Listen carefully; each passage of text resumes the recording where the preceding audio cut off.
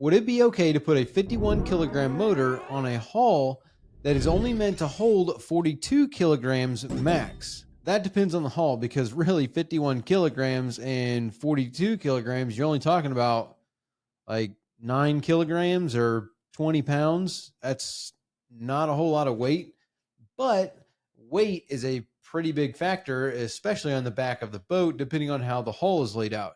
If your hull has scuppers in the back or something like that, and you put too much weight back there, I mean, we're talking about little engines here. So honestly, your 51 and 42, you'd probably be all right. Really, all you got to do is with your 42 kilogram engine that's on the back of the boat already, just take a brick or something that's 9 kilograms, stick it in the back of the boat and see what it does and how it performs. If it changes anything about the boat, then I'd probably stay away from the 51 kilogram. But if you can't even tell the difference, then that's to your own discretion on what you want to do there. Now, when you start talking about larger engines, say a 700-pound engine versus a 500-pound engine, and you're adding a couple 100 pounds or 100 kilograms to the back of the boat, well, this could be a problem because let's say you walk to the back of the boat when you're fishing and there's two or three of you, two or three guys or people on the boat walk to the back of the boat to get a fish. And now all of a sudden the back of the boat starts to go into water, especially if you got a bracket. We'll take that as an example. Let's say you got a boat that's got a bracket and scuppers that where the deck drain is. So the deck, any water that goes on the deck goes out the scuppers. And you got three people that walk to the back of the boat and then stand on that bracket for the transom, and that pushes that bracket down. Water comes in through your deck drains, and now all of a sudden you've got the boat filling up full of water, and depending on how the boat is laid out, you could sink the boat. So weight is a very, very serious thing to think about when you're talking about weight and the weight of an engine. I mean, granted, our example here, we're talking about 20 pounds, the safety hazard there is probably very minimal. Every boat's different, so who knows if you've really got a safety problem or not. I would say to put a 9 kilogram bag of sand or a brick or whatever, a battery or something in the back of the boat to simulate that weight and see how the boat performs. That's always the best way to do anything when you're trying to think about weight, is find something with similar weight that you're trying to change, put it in the location that you're planning on changing the weight, and then see how the boat performs. Now, if you've got too much weight in other areas, like let's say you've got too much weight in the bow of the boat, and now the bow is plowing through the water. If you get caught in a storm with a lot of rollers and you're bow plowing with that boat, it doesn't take a lot to have a wave come over the bow, fill the boat up full of water, and sink it. I mean, that's a problem. Weight is a huge thing to think about when you're adding weight and moving weight in a boat. That's one thing, one reason why a boat would sink, but there are plenty of other reasons why a boat sinks. If you got a hole in it, a broken hose below the water line, like say you've got a live well or you've got raw water washdown, something like that, and you've got raw water coming in the boat onto a hose going to your pump or live well or whatever, and that hose breaks. And now you've got a hole in the boat, filling the boat full of water that's going to potentially sink the boat. That's why it's super important that, maybe once a year, you go and exercise the shutoff valves to these hoses and these water intakes that you have in the boat. Ballast tanks, that's another one. Like if you've got a lake boat and it's a wakeboard boat or a ski boat and you use ballast tanks, usually they have a raw water intake so that you can fill up those ballast tanks. Now, if one of those hoses breaks, I mean, on a 21-foot boat, it doesn't take a whole lot of time for the boat to fill up full of water, and you could either roll the boat and sink it, or it just rolls over and then it's just capsized. So exercising those shutoff valves and knowing where those shutoff valves are on the boat is pretty important if you're the boat owner or you operate the boat. So that way, if there is a problem, that way you can make sure you can stop the boat from filling up with water if there is a problem with the hose, the pump, or anything like that. And back to those deck drains that we're talking about with people going to the back of the boat, stepping over the transom, getting on the platform, and submerging the back end of the boat. Same thing. Wash those scuppers. some boats have underwater drains where the deck will drain into a drain that then goes down out the back of the boat under the water line. And those hoses, if you've got a problem with those hoses, or the clamps break, or the drain itself breaks and that thing falls down, now you've got a hole in the boat under the water line that could fill up the boat and sink it. And if you see a steady stream of water coming out the side of your boat, you should probably lift out the bilge and take a look and see what's going on down there. So, what to do if the boat starts sinking and how to stop it? That's pretty much what you want to know. Now, depending on if it's a hose or a drain or whatever, figure out where the water's coming in and then try and plug it. I mean, you can use a screwdriver, you can use a weight, you could use a rag, anything that you can do to stop that leak, plug that hole is going to be, what you want to do. If you can't get to where the water's coming in, then you can take a rag or something, go outside of the boat, get in the water, and wherever that hole is that's coming in, like the pickup or something, go out on the outside of the boat, get in the water, and try and put the rag on the hole or plug it from the outside in, because all the water's going to be funneling into the boat. So if you put something on the outside, it's going to, suck it up to the bottom of the boat, or it's going to suck it up into that through hole, and that'll plug it, which will slow down, if not stop, the water from coming in. And then as long as your bilge pumps and your float switches are working, you can stay ahead of the water flow. Now, if you take water over the bow, or you're standing on the back of the boat and you start taking in a massive amount of water, then hopefully your deck drains are working, because there's nothing that you can do outside of that. The boat should be designed to take on that water and then let it go out quickly. Make sure there's nothing plugging up your deck drains. Or now, going back to our original question about the weight capacity and how to figure out boat's weight capacity and how much weight is currently on the boat, the best way to do that is kind of just look up the model number, the year or whatever of the boat, and you'll be able to find the normal dry weight of that boat. That's going to be the boat's weight without a full fuel tank, without a full freshwater washdown tank, without a full waste tank, without all your gear on the boat, without the people on the boat. And you pretty much going to work off of that number. Now, the other way is to have it weighed. You can go to a weigh station and weigh it. You can take it to a marina and have them pull it out. And most forklifts are going to have a scale built into them, so they'll be able to see what the weight of the boat is in its current state, which is going to have a lot of your gear and stuff on there. And then most boats that are not yacht certified are going to have a placard on the side of them somewhere on the boat that's going to give you the personnel capacity, as long as as well as your weight capacity. A lot of 21 footers, stuff like that, those smaller boats are going to tell you can only have 4 or 5 people. You can only have, 2,500 pounds on the boat. A lot of times that weight limit is based on how the boat performs in the water, how that affects the static water line of the boat, being where the outside water line is on the hull. And then a lot of that factors into where the deck drains are and stuff like that. So if you put too much weight in the boat and the static water line is normally, 4 inches from the deck drain, but you overload this boat, and now all of a sudden the boat's down in the water far enough to let water into the deck drains, then you're going to sink the boat. And once you overload a boat, I mean, there's other issues there. I mean, you put too many people on the boat, now all of a sudden it's topsy-turvy and you could roll it. Turns are going to be a problem. Bow plowing is going to be a problem. Performance is just going to be a problem all around. You see it all the time. People overloading a boat to just haul people to sandbars, stuff like that. I mean, people overload boats to a ridiculous amount, where they're just going from, 100 yards over to the sandbar.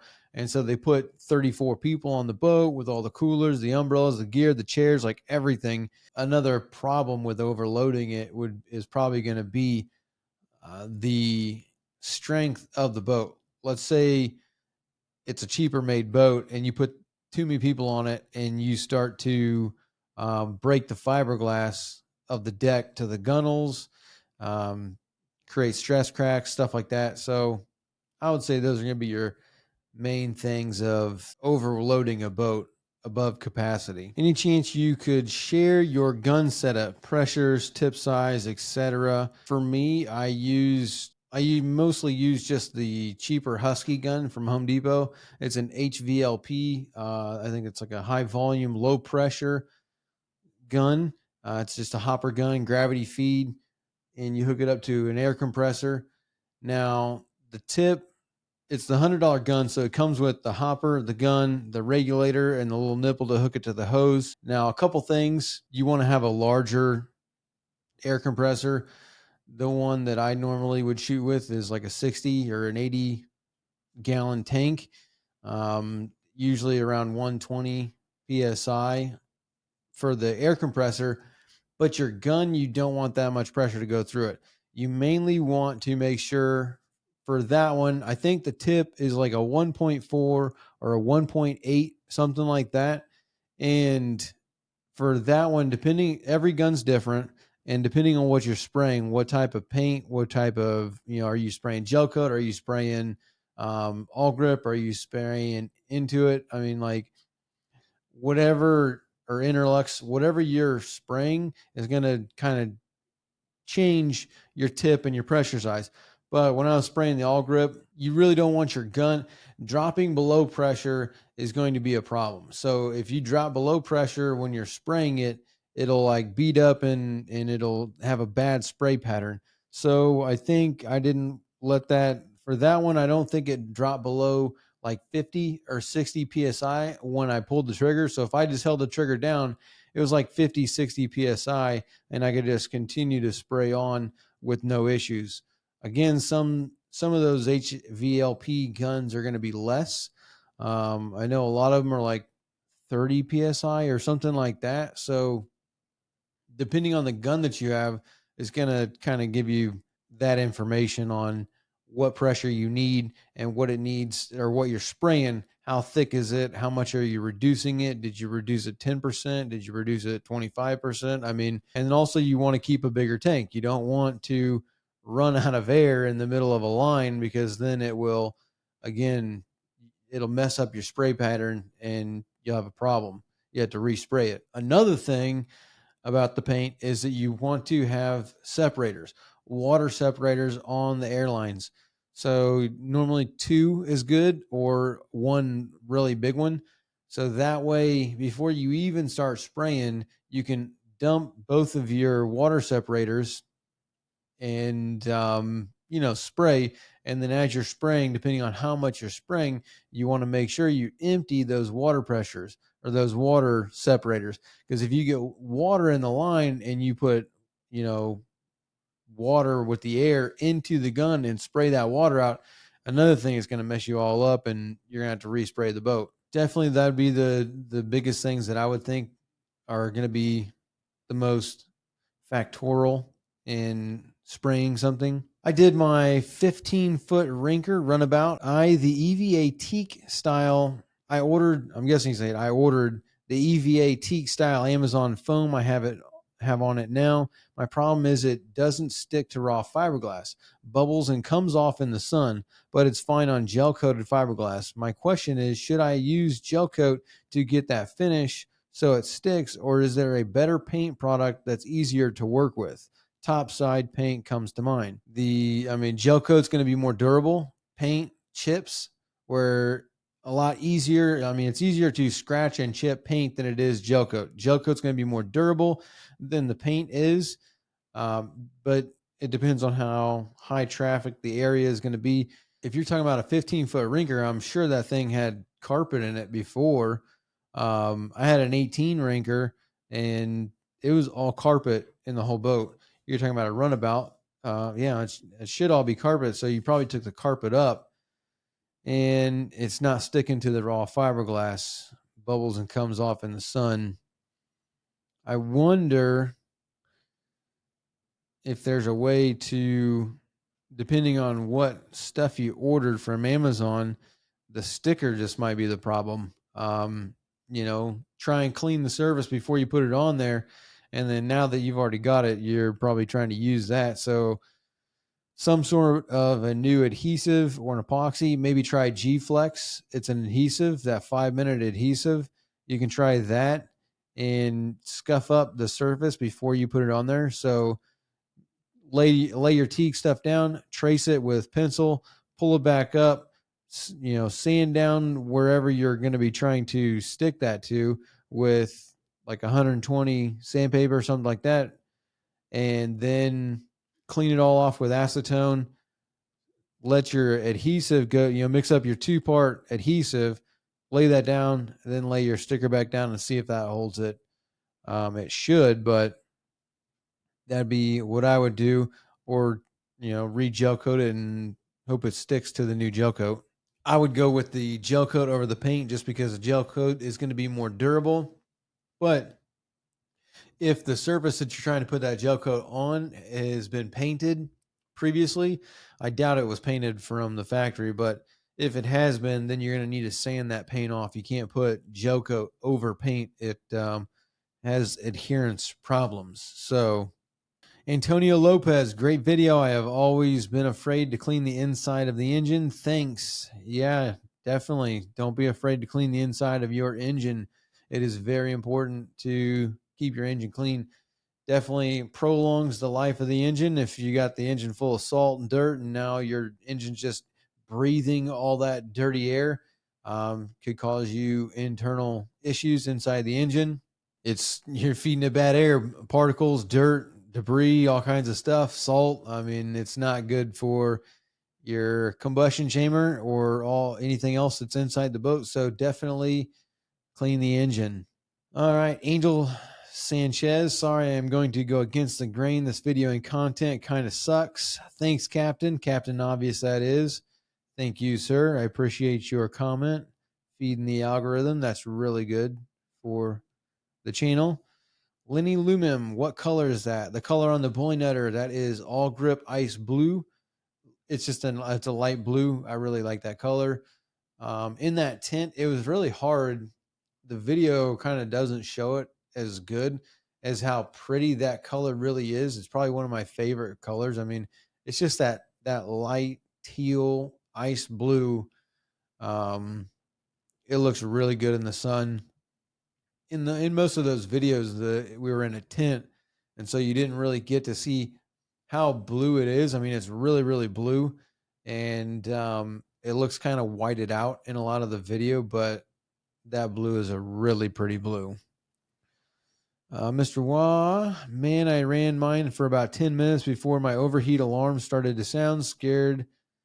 Okay, so this guy is running his engine on a flush attachment for too long. That's a video about flushing your engine and running it on the hose, which, yeah, like I said in the video, you don't want to run, the flush attachment is for flushing the engine. You're really not supposed to run it on the flush attachment unless you are like trying to test something or just run it for a minute, make sure it shifts, stuff like that. You're like testing stuff on the engine. So you can hook your flush attachment up to the engine and run it for most outboards. And again, this is going to depend on your water pressure at the hose. So if you've got 10 psi water pressure at your hose, you shouldn't run your engine for 10 minutes on the water hose. It's going to overheat. By and large, if you only run that engine for a minute or two on that water, it's going to stay cool. You're not going to overheat, not going to be a problem. But yeah, if you hook it up to your hose and run the engine, then walk away for 15, 20 minutes, I mean, it's probably going to overheat. It's not made for that.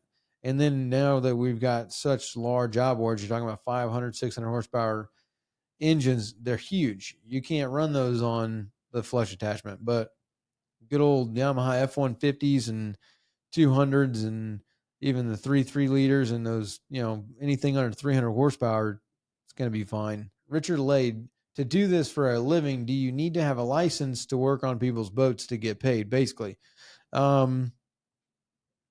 really, you could do whatever you want, bro. If someone's willing to let you work on their boat without a license and without insurance, I mean, that's between you and the person's boat that you're working on. If you break something, who's liable and who's paying for the fixes and stuff like that. So I would say you definitely want to be licensed and insured if you're working on people's boats like for a living. Now, if you're just helping out your neighbor and it's you and your neighbor trying to work on stuff, then that's between you and your neighbor. But if you want to make real money working on people's boats and you want to get paid for it, I would say make an LLC, make sure it's an S corp election, and get insured. Licenses, that's just your business license. But other than that, there's not really a license to work on someone's engine or boat or stuff like that. If you don't want to if you don't change your impeller every other season, you're asking for trouble. That's true. That is true. Depending on where you live and how you use your boat, how you store your boat. If you let those impellers go for too long, that could be a problem. I know there's going to be a ton of people out there that are going to say that's not true because they've had their 1982 Evinrude since 1983. And in Wisconsin, they have not changed the impeller but once back in 1995. So, hit or miss. I would say, if you're in a hot climate, you're going offshore, you're using your boat regularly, then change that thing every other season, or else you will be asking for trouble. My last boat project was a 76 Montauk whaler. I was too intimidated by Gelcoat and having to spray it, so I rolled and tipped paint. It looks great, but I really wish I did Gelcoat. Always and next time though. Thanks for the great videos. I mean, you can roll Gelcoat too. You don't have to spray Gelcoat. I mean, spraying paint is easier than spraying Gelcoat, and spraying paint's easier than rolling and tipping. It's all in the prep work. As long as you prep everything right, then spraying the paint takes an hour or whatever, depending on how much you're spraying. But you can roll Gelcoat. Gelcoat's super easy to roll. Obviously, it's going to depend on the temperature and where you're at. If you're down in South Florida and it's 95 degrees outside, then Gelcoat's going to kick off really quick, but so is the paint. So I don't know. I think Gelcoat is more intimidating to people just because it's thicker and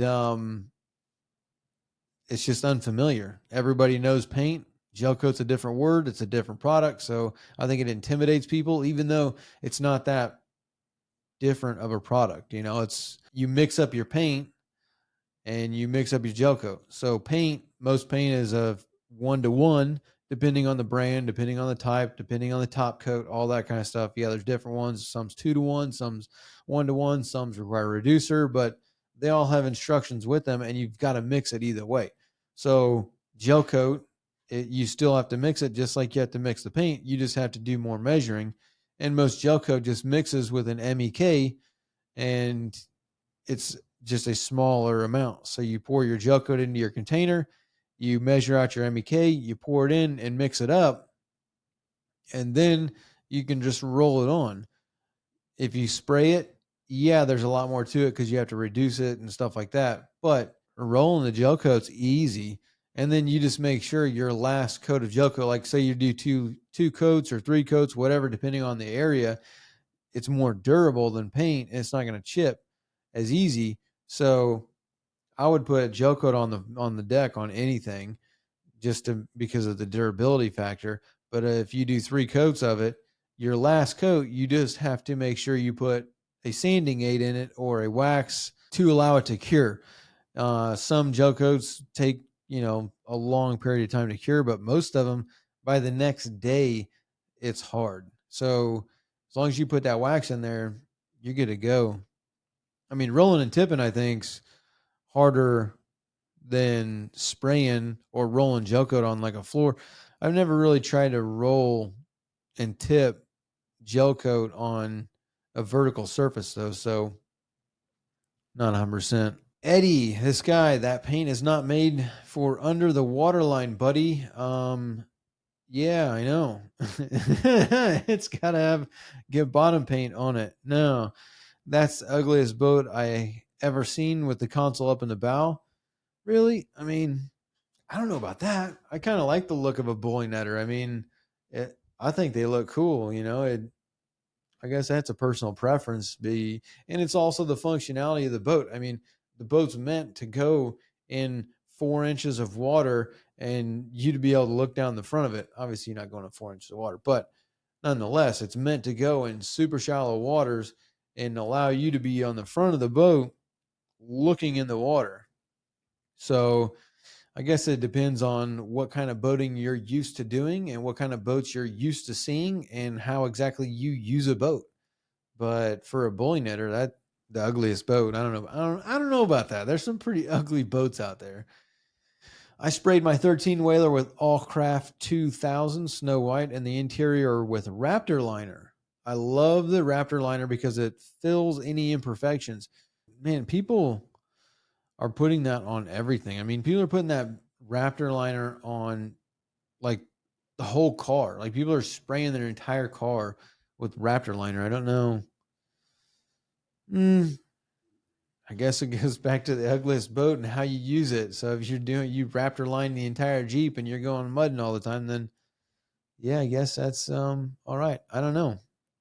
I wonder what that feels like as far as going barefoot in the boat and how rugged the Raptor liner is that you put on there. As a painting contractor for 40 years, I say that you are way too trigger happy. That's true. Next time, keep the trigger pinned down till the hopper hits empty, or just try to do longer end-to-end strokes to minimize so many chances of runs. I'm giving you a 7. A 7. That's generous. That is a generous 7, but only because you use the cone filters. Yeah, love the progress. Last thing, the tack cloth comes with a risk because of their wax content. They can cause fish eyes if wiped back and forth too aggressively. I use compressed air and a foxtail brush. I like that tip with the foxtail brush with the compressed air, so you don't need the tack cloth. Never tried that, but now I know. Thank you. And thanks for the 7 too. That's, like I said, very generous.